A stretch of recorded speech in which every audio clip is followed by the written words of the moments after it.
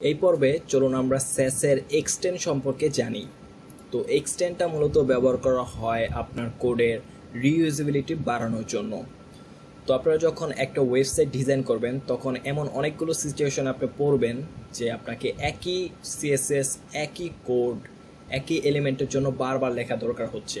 যেমন মনে করুন একটা বাটন, তো বাটনটা আপনি হয়তো হেডারের জন্য লিখছেন, তারপর অন্য একটা সেকশনের জন্য লিখেছেন, তারপর ফুটারের মধ্যে লিখেছেন। তো মোস্ট অফ দ্য টাইম দেখা যায় যে বাটনের সিএসএসগুলো সেমই হয়ে থাকে বা একটা স্টাইলই হয়ে থাকে। তো তখন আমাদেরকে বারবার একই এলিমেন্টগুলো বাটনের জন্য লেখা দরকার হয়। তো এই ক্ষেত্রে আমরা এক্সটেন্ড ব্যবহার করতে পারি যাতে করে আমাদেরকে বারবার লেখার হাত থেকে আমরা বাঁচতে পারি। তো চলুন দেখি যে কিভাবে আমরা এটা করতে পারি। তো চলুন আমরা এখানে একটা বাটন নিয়ে নিই, কারণ বাটনে একটা কিছু দিয়ে দিই যে ক্লিক মি। তারপরে এই বাটনটাকে আমরা স্টাইল করি।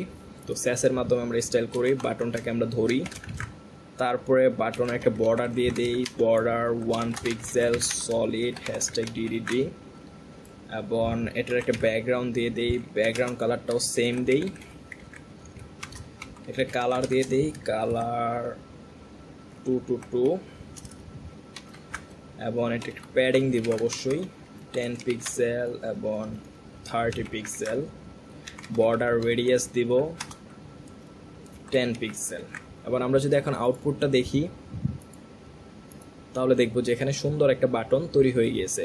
তো বাটনে আরও একটা কমন প্রপার্টি থাকে, সেটা হচ্ছে কার্সার পয়েন্টার। তো এইভাবে কিন্তু মূলত আমরা একটা বাটনের ডিজাইন করে থাকি।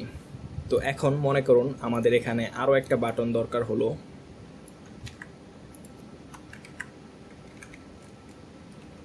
এখানে আমরা দিতে পারি ক্লাস বাটন 1।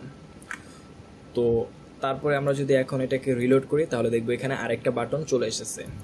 তো এখন কোনো কারণে এই বাটনটা এখন যেহেতু এটার পাশাপাশি আছে, এই জন্য আসলে আমাদেরকে একটা সিএসএস দিয়েই কিন্তু আমরা দুইটাতে সিএসএস কল করতে পারতেছি। বা যখন আমরা আলাদা আলাদা সেকশন নিয়ে কাজ করব, যে হেডার সেকশন, তারপরে হিরো সেকশন, অন্যান্য আরও অনেক সেকশন, তারপরে ফুটার সেকশন, তো তখন কিন্তু আমাদের এই বাটনটা সরাসরি এইভাবে পাবে না। তখন আমাদেরকে এই কোডগুলো আবার নতুন করে লিখতে হবে। যদি ফুটারের জন্য হয় তাহলে প্রথমে ফুটারকে প্যারেন্ট ধরে তারপরে বাটনকে নিয়ে তারপরে এই কোডগুলো আবার এগেইন লিখতে হবে। তো এত ঝামেলা না করে আমরা একটা কাজ করতে পারি, সেটা হচ্ছে স্যাসের এক্সটেন্ডটা ব্যবহার করতে পারি। তো এই জন্য আমরা একটা নতুন ফাইল নিই এখান থেকে, extend.sas।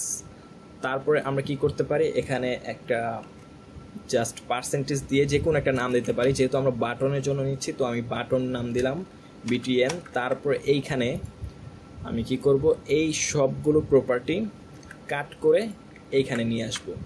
তারপরে এই ফাইলটা অবশ্যই আমাদের এখান থেকে ইম্পোর্ট করে দিতে হবে, import./ তারপর extend। এরপরে কাজ কি, এরপরে কাজ হচ্ছে এই বাটনটাকে জাস্ট আমরা এই এক্সটেন্ডটা কল করে দেব। তো এইটা কিভাবে কল করে, extend তারপরে পার্সেন্টেজ যেই নামটা আমরা দিয়েছি, এই যে এখানে যেমন বাটন নামটা দিয়েছি, তো সেটা জাস্ট এইভাবে আমরা যদি কল করে দেই। এখন যদি আমরা এটাকে রিলোড করি তাহলে দেখুন এটা কিন্তু পারফেক্টলি পেয়ে গিয়েছে। তো এর ফলে কি হবে, আমরা যখন এখন হেডারের জন্য করব তখন হেডার বাটন এইভাবে কল করে জাস্ট এইখানে এইভাবে এটাকে দিয়ে দিতে পারবো। আবার ফুটারের জন্য হলো এইভাবে আমরা দিয়ে দিতে পারবো। তো এটাই কিন্তু সুবিধা। তো শুধু যে বাটনের ক্ষেত্রে আপনি ব্যবহার করবেন তা কিন্তু নয়, এখানে আপনি আরও অনেক কাজে ব্যবহার করতে পারবেন। যখন আমরা প্রজেক্ট করব তখন আপনাদেরকে দেখাবো যে আসলে আমরা কত জায়গায় এই এক্সটেন্ডের হেল্পটা নিতে পারি। তো এভাবেই আমরা খুব সহজেই এক কোড বারবার লেখার হাত থেকে বাঁচতে পারি। তো এখন মনে করুন যে আমাদের এখানে দুইটা বাটন আছে বা আরও অনেকগুলো বাটন আছে। তো সেইগুলোকে যদি আমি এখন স্টাইল করতে চাই, ধরুন মনে করুন আমি এই ক্লাসটাকে ধরবো,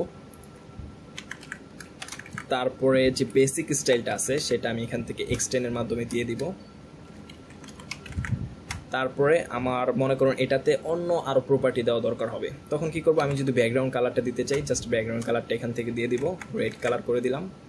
এখন যদি আমি এটাকে রিলোড করি তাহলে দেখুন আমাদের মেইন যে স্টাইলগুলো আছে সেগুলো কিন্তু পাচ্ছি, পাশাপাশি আমি কিন্তু নতুন কোনো স্টাইল যদি ওভাররাইট করতে চাই সেটাও কিন্তু এখান থেকে করতে পারতেছি। তো এইভাবে মূলত আমরা এক্সটেন্ড ব্যবহার করতে পারি এবং এক্সটেন্ড ব্যবহার করার মাধ্যমে খুব সহজে আমাদের কোডগুলোকে খুব ম্যানেজেবল করে ফেলতে পারি।